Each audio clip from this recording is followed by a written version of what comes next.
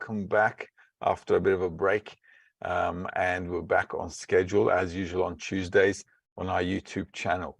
Now, today we're going to carry on from the selected excerpts on the topic of from the love of man to the love of God. So let's see how this pans out for us. Now, as you know, we're studying the wisdom of Kabbalah according to the methodology of Baal Salam and Rabash.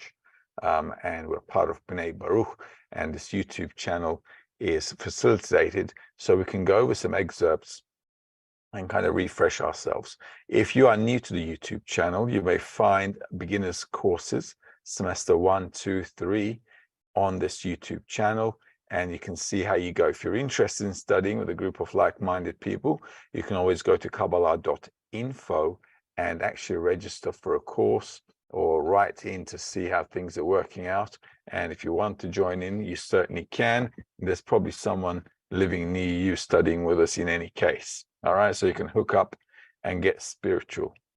Now then, let's get smashing with Baal Salam. The love of God and the love of man. This is an article by Baal Salam, and let's see what he's trying to tell us. Obviously, to advance and elevate ourselves in spirituality, according to the wisdom of Kabbalah, we have to get out of our desire to receive. And that means I've got to kind of stop thinking about myself and get out of my skin and start thinking about other people, because a man is where his thoughts are, as they say, or a woman. Okay, doesn't matter, obviously. When I say man, we're not talking about gender here, right? A human is where their thoughts are. So let's see how our thoughts can actually help us, and our desire can help us to kind of get out of our current dimension and expand our perception of reality. When one completes one's work in love of others and bestowal upon others through the final point, one also completes one's love for the Creator and bestowal upon the Creator. And there is no difference between the two, for anything that is outside one's body, meaning outside one's self-interest, is judged equally, either to bestow upon one's friend or to bestow contentment upon one's maker.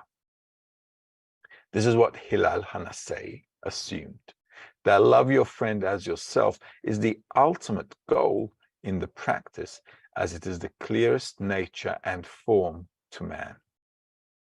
We should not be mistaken about actions, since they are set before his eyes. He knows that if he puts the needs of his friend before his own needs, then he is in the quality of bestowal. For this reason, he does not define the goal as, and you will love the Lord your God with all your heart, and with all your soul, and with all your might. For indeed, they are one and the same. Since he should also love his friend with all his heart, and with all his soul, and with all his might, as this is the meaning of the words as yourself, he certainly loves himself with all his heart and soul and might, and with the Creator he may deceive oneself, but with his friend it is always spread out before his eyes. All right, so this is why we have humanity, okay? In order for us to kind of have a greater or a wider perspective of perception of reality, we have to kind of look at life from a different vessel. And that means I've got to get out of myself, because my life is as limited as how much I feel. But if I could add to myself the feeling of others, then I actually double my vessel, because I've got me, and then I've got the feeling of somebody else as well. All right. So the more I'm outside of myself, the more connected I am to other vessels. And this is what brings width and depth into your vessel, right? Therefore, you can actually enlarge your perception of reality. If I was to just think about me, and my life would just consist of myself. You can also notice in our simple corporeal lives that our lives can get richer if we have friends, family, and loved ones around us. Okay, so it's also true for corporeality. In spirituality, it's even more, because in corporeality, we love those people around us, but we don't actually have a sensation or a feeling of like what their desires are. All right. So we're not, on the one hand, yeah, we're connected to them. So this connection is an example. Okay. It's an example showing us how rich and meaningful our life can be with meaningful connections. Right. So if I was to take that one notch up and put the gear up a little bit, then I would come to a spiritual perception, which is to feel somebody else. Why? Because I've kind of disconnected myself from my personal desire to receive for myself. Okay. And this is why humanity is really important. And this is why there are 8 billion of us. Imagine how deep and how, well, like huge our perception can grow if we were to discover a way to connect with others outside of our self-benefit. Okay? Because if I connect with someone in terms of self-benefit, I'm still connecting through my benefit, which doesn't expand my vessel. Why? Because I'm limited to what I can take in. But if I'm connected to somebody else, then I've got my vessel plus the vessel of the other person. Okay, now we can come to a bigger fulfillment, bigger sensation, and a bigger feeling. So loving others is a tool, all right? So we're not here being goody-goody two-shoes, all right? This is not Snow White and the 7 Dwarfs story. This is a tool. If I work on loving others, I can actually get another sensation, another feel for reality. And this is why they talk about the love of others, so much so that for us, it feels like, like it's like a child story, so it doesn't feel realistic. It doesn't feel realistic because we cannot really get to the love that they're talking about. That's why. When we say we love somebody in our world, we talk about the pleasure we get from somebody. Right? It's like having a bar of good chocolate. All right. So I love the taste of chocolate. So I say, I love this chocolate, right? Okay. The same thing with people around us. If I have a good sensation, a good feeling, a good taste when I'm with that person, then I say, hey, I love you. All right. However, if I get a bad taste the next day, I say, oh, wait a minute, I don't love you. Okay. Why? Because I'm now not getting a good taste. So this is love according to how I feel, good or bad. So this is not considered as loving a person. Therefore, in our corporeal senses, the way we are currently living, it is impossible to love anyone. I can only love somebody if they make me feel good. So this is why people get married, because they love each other initially. Well, it's not called love, but they think they love each other because they get a good taste, right? They get a good connection. They feel good. They're working things out. So they say, hey, I love you. You love me. Let's get married. And then after a while, things go pear-shaped. Why? Because the taste is gone. Okay, so once the taste is gone, they no longer feel like they love each other. So it's like things crumble. Okay, so that is a sign that true love was never there, because true love, and it's not their fault, our nature does not allow us to have true love, okay, which is outside of self-interest. So this is why in spirituality, the love they're talking about is completely disconnected from my personal benefit or personal sensations of, good or bad. All right, this is really important to understand, because a lot of people think we're talking mumbo jumbo when it comes to love, and everybody thinks this is like some kind of a Sleeping Beauty story, when in fact it isn't. Okay. And Hilal is making a good point here. If I was to love somebody else, it's the same thing as loving the creator or loving God, right? As most, some books talk about it. All right. What does that really mean? It means that I've disconnected from myself. So loving any person is the same thing. It doesn't matter. Why? Because if I've disconnected from self-interest, whether I love the creator or God, or whether I love somebody else, doesn't really matter. Why? Because my nature is transformed. Okay, so I'm now in a new nature. Does that make sense? Okay, so if I'm in a desire to receive for myself, if I'm in my self-benefit, I'm always going to love everybody with self-benefit. And the minute my self-benefit is like endangered, I'm going to say, hey, listen, I don't love you anymore. I don't think we can carry on. You know what I mean? But in spirituality, once my nature has changed, it doesn't matter what the other person does, because of your change in nature, you're constantly treating them with love. Now, this is not being naive or gullible. This is a change in nature. Okay. So when that nature changes, you behave in that way. Why should you behave in that way? Okay, it's because your new nature allows you to understand the cause and consequence of this whole reality.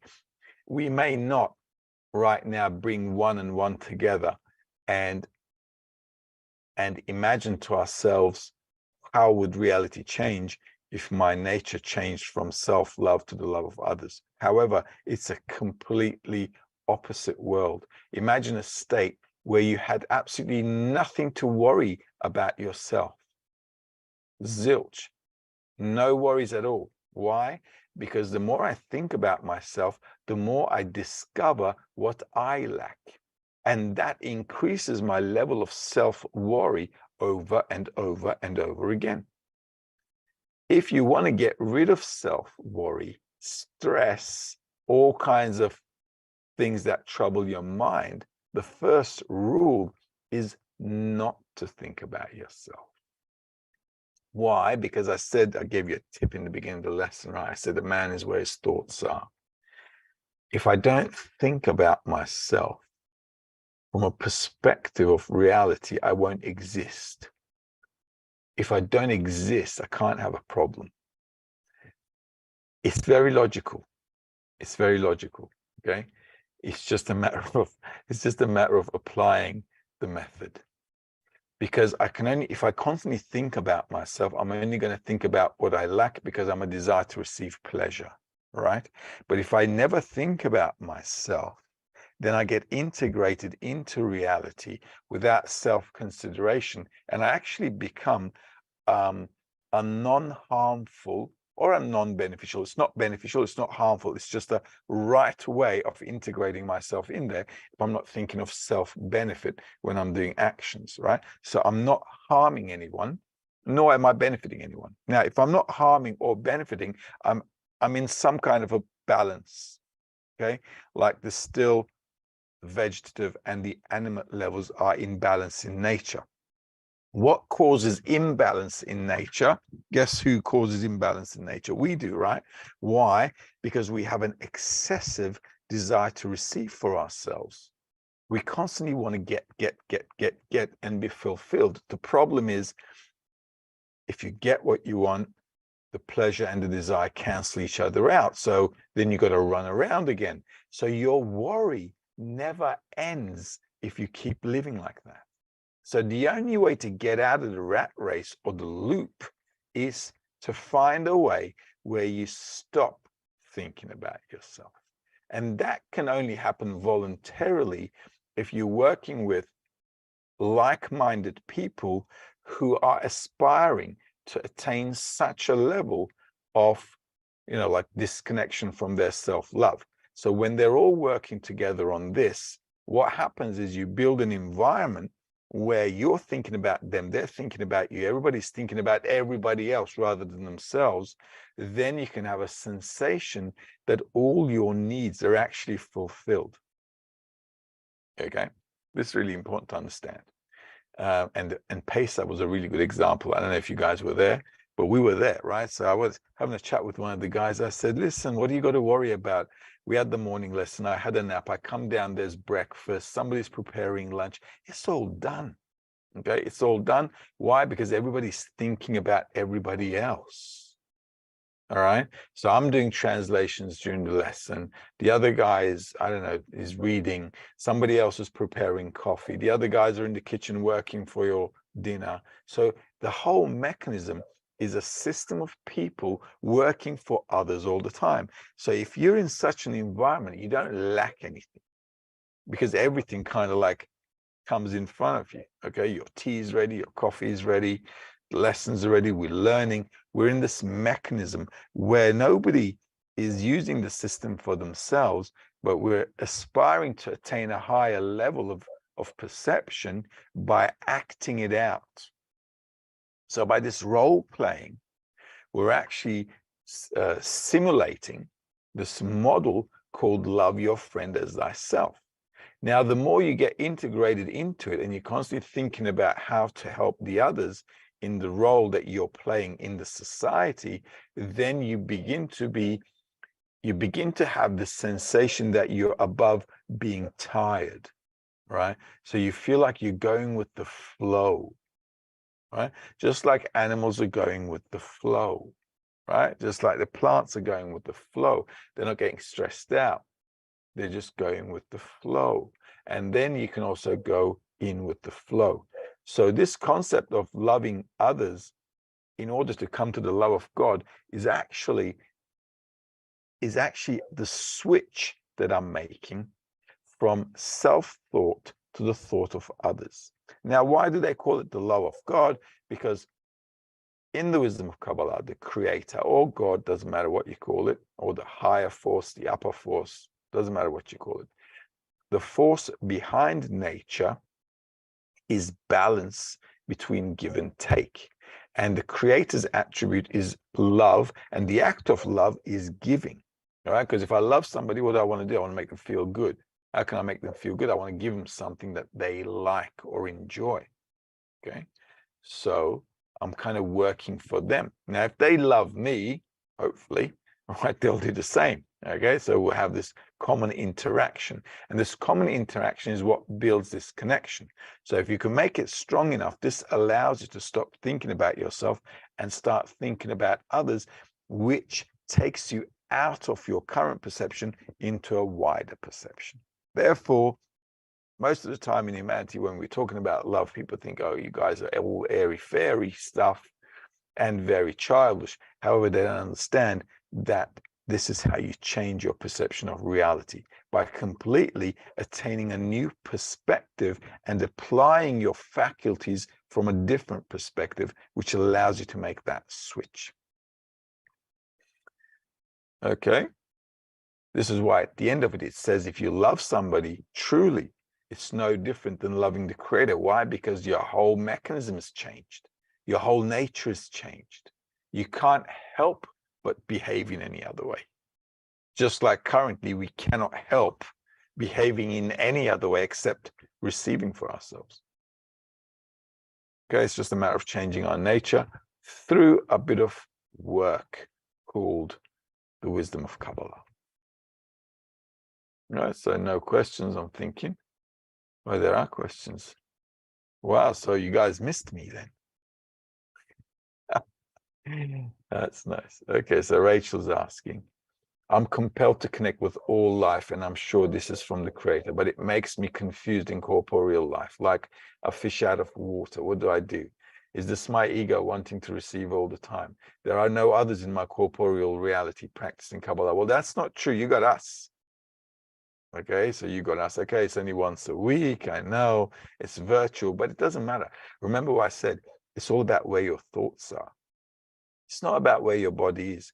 This is also why we can actually use time for nostalgia, right? We humans can measure time, right? Animals can't. They always live the present moment. This is why they don't have a refrigerator, because they don't think about tomorrow. They can't think about tomorrow, okay? But we can.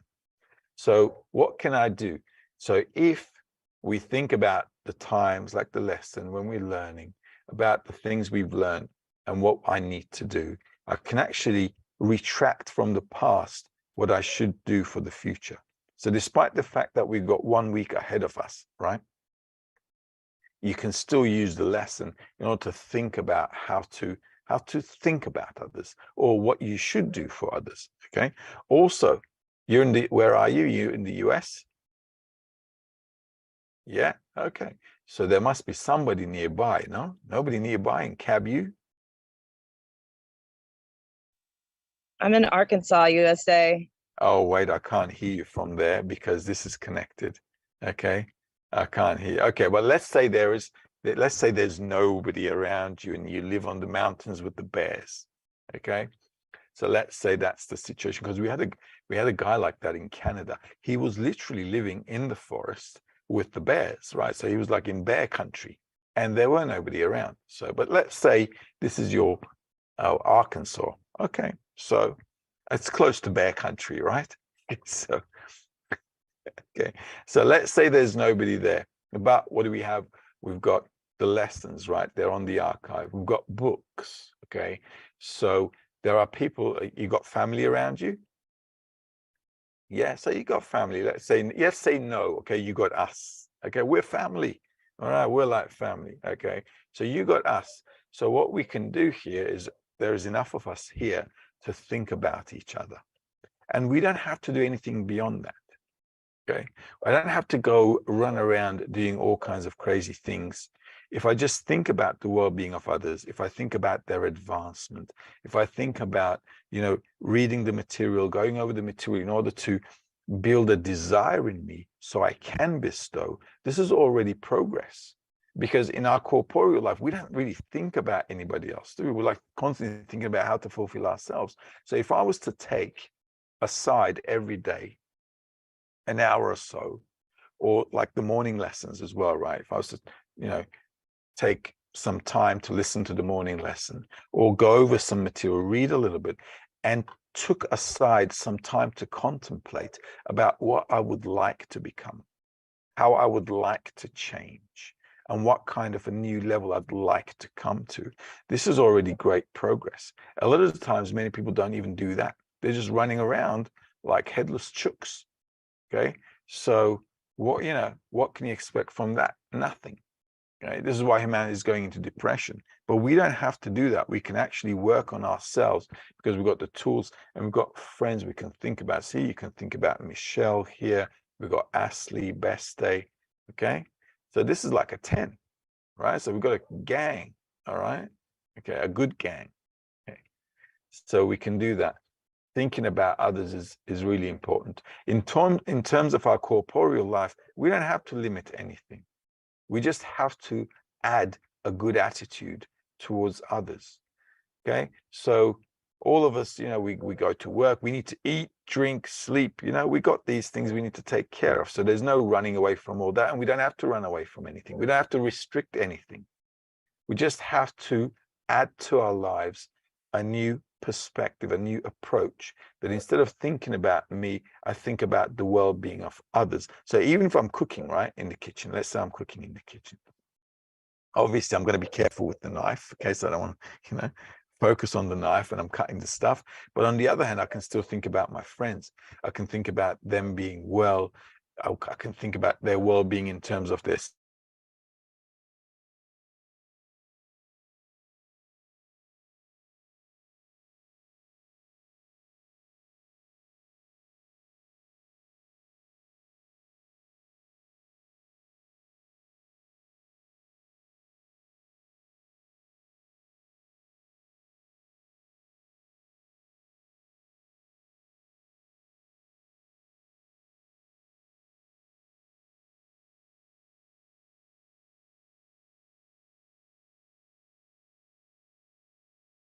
Can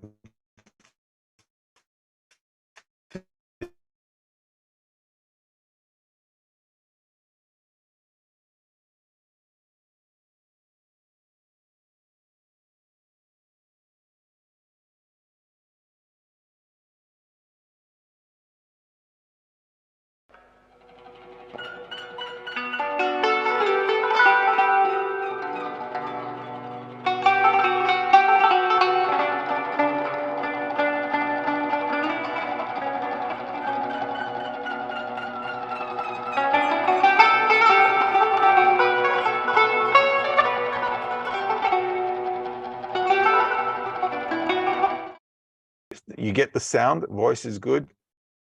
Because we got disconnected. Okay, so everything is going honky-dory. We can carry on. So I can still pray for the friends. Okay, and that should like do the trick. At the end of the day, if you think about it, right?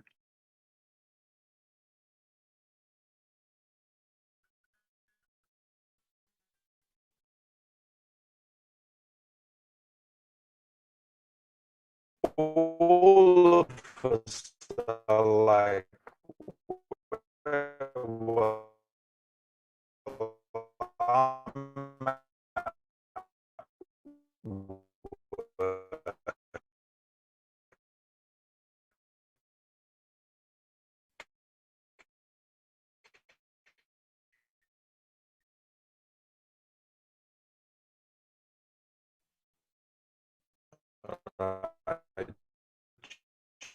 during the day I'm working, but I can still use time to think about others.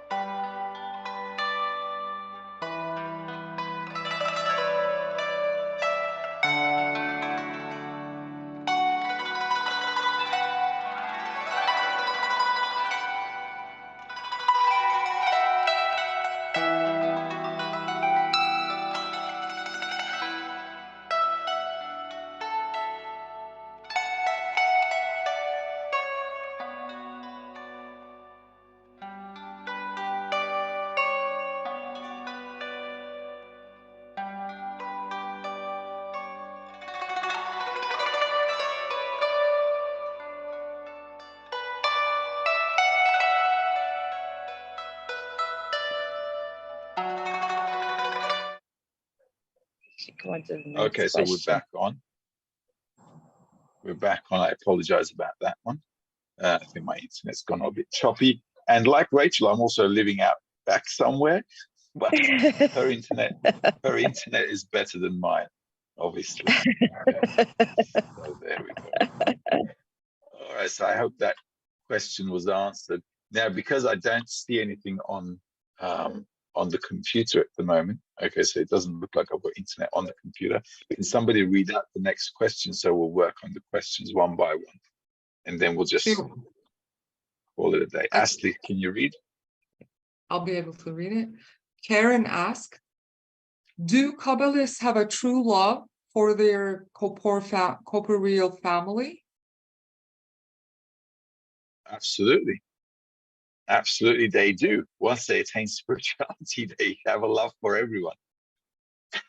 Look, in corporeality, we also have corporeal love. But like I said, when we have connection with somebody, it's also, corporeal kind of love. If it's a mutual kind of connection. But when we're talking about spirituality and spiritual love, then we're talking about something beyond self-interest.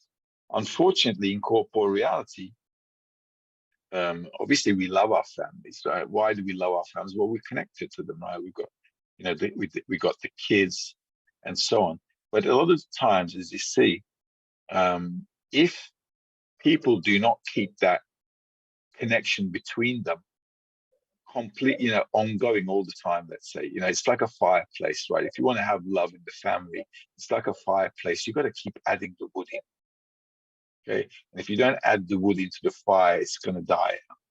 Okay, so this is why working on connection and working on the love of others is an ongoing deal. It's an ongoing process. So in the family as well, we've got to keep that flame going as well to make sure that love and care is always there. Otherwise, as you can see in the 21st century, it's very, very difficult to maintain it because our egoistic desires are so strong, and our egoism is so strong that we don't really have the ability to kind of restrain ourselves so much. So yeah, it's a bit of a drama, but once you have that change, the love is towards everyone, definitely.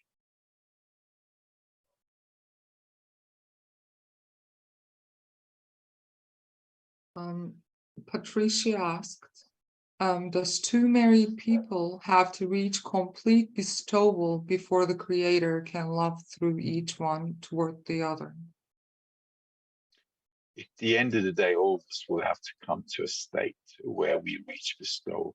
The reason is that any person, unless there's some kind of corporeal or physical illness, everybody has to grow up in life. Okay, whether we grow up physically or mentally, intellectually, we have to grow up, and everybody has to go through that process. So what can I say? We all have to get to that higher level sooner or later. Everybody will have to. And you can see how life is pressuring the mass of people. Depression is like really big. drug use is really big, violence is, you know, huge. So life is like pushing us to grow up. So one way or another, life will have to teach us. There's no other way. So if we take on this voluntarily and grow up with our voluntary work, life becomes a bit smoother, at least a little smoother, because we have an understanding about the process we're going through and why we need to go through stuff. But, you know, everybody has to grow up. We can see that from life as well. There's no escape from growing up.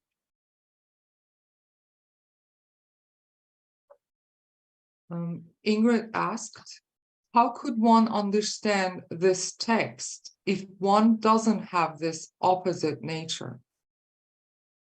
They can't. They can't. In order to understand anything, I have to have two opposing perspectives so I can compare, I can measure, I can evaluate. This is why we need a dot in the heart to start spirituality. I need to have an inclination for bestowal, a starting point, a trigger, something that can actually, get me involved in the process. Otherwise, I can't. This is why we can't expect this from normal people on the outside who don't study with us, and it's not their fault. If they don't have an inclination for it, we can't really, force them to have an inclination.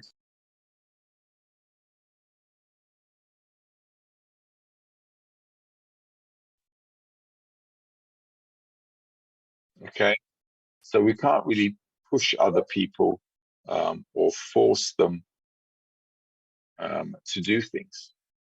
Okay, where did you lose me? Okay, tell me, go on, where did you lose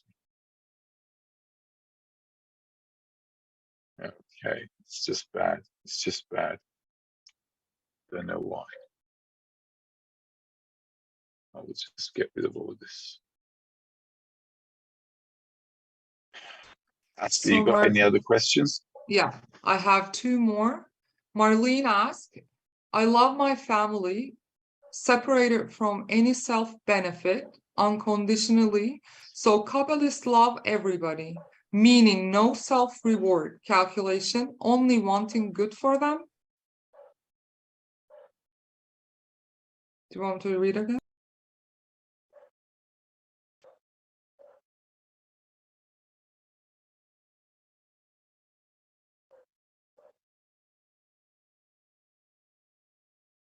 Ashley, come again. Come again. All right. Marlene asked, I love my family, separated from any self-benefit, unconditionally, so Kabbalists love everybody, meaning no self-reward calculation, only wanting good for them? Yeah, exactly. So you got to love us exactly like your family. How's that? It's like how it is. Okay, that's true. Because that should be your nature towards everyone then. Okay, this is what they mean. Because we're connected to the family, we love them instinctively. Instinctively, it's an animate desire. Because also look how animals raise their young. You see how they care for them, how they look after them. Okay, you see that, and it's natural. If we didn't have that natural thing towards our family, nobody would exist. We wouldn't have any continuity. For society to have continuity, we will have to come to love of others as well. Otherwise, you'll see that every society will just break up and crumble. We won't, we'll need to figure out this through suffering if we don't do it through voluntary attainment. So one more question. Metahan asked, how can I control my emotions? Or how can I make my emotions being controlled? You can't control your emotions. You can be under the influence of an environment which will impact you differently to have different emotions. And why would you want to? Well, it's about being impacted by the environment so you can have the right emotional feelings that will help you in spirituality. It's because the environment is what's influencing us all the time. I can't control how I feel. You know, I watch something on TV, all of a sudden I'm going through emotions. You can't control it. It's not possible. Only by the help of an environment where I can focus myself to attain something. And in that environment, if that environment is helping me and facilitating me to go in that direction, then I can have emotions surface with respect to my goal, and that will be, you know, to the goal. That will be towards the goal. It will be like pinpoint direction towards the goal. That's what I can do. Otherwise, how can I control anything? You watch a movie today, you'll be going through ups and downs. Or you watch the news, you'll be going through a lot of ups and downs. You're thinking, what's going on? So the only way to have any self-control is to use the environment so that the things that you face and you live can be precedented by the study. And then you can actually also know what to do with it when you're going through those emotions. This is why we're studying the wisdom of Kabbalah all the time. We're reading a lot of articles, learning the material. Why? Why are we doing all that? Simply because we understand the process that we're going to go through. And that's the important thing. If I understand the process, then through the environment, I can evaluate my emotions. But can't control my emotions.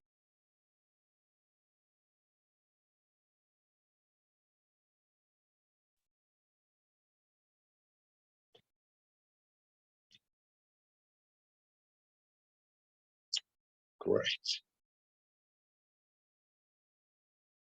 No.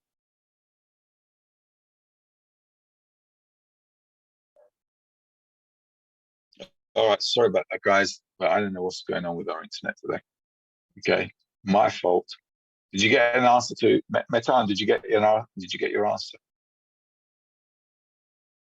It's all about the environment, and this is why we're studying the texts, so we can go through the stages that are discussed in the writings, and then when the emotions pop up through what I've learned in the writings and the texts, I can evaluate what I'm going through. All right, does that make sense? If we had internet, it would make sense. All right. Okay, so that's all good. I apologize for that, guys. It's, internet is beyond my control. What can I tell you? Okay, so I'm going to love you and leave you. All right. And we'll call it a day because this thing is going on and off all the time. But if we all think about next week, if we all think about our advancement together, how we want to move forward, we pray for each other. Praying for somebody else is already thinking about somebody else. So that's already good. If I pray for the friends, I'm thinking about the other people. So if we keep doing that, that's also great. All the best. A good day or good evening, wherever you are. All the best. Bye-bye.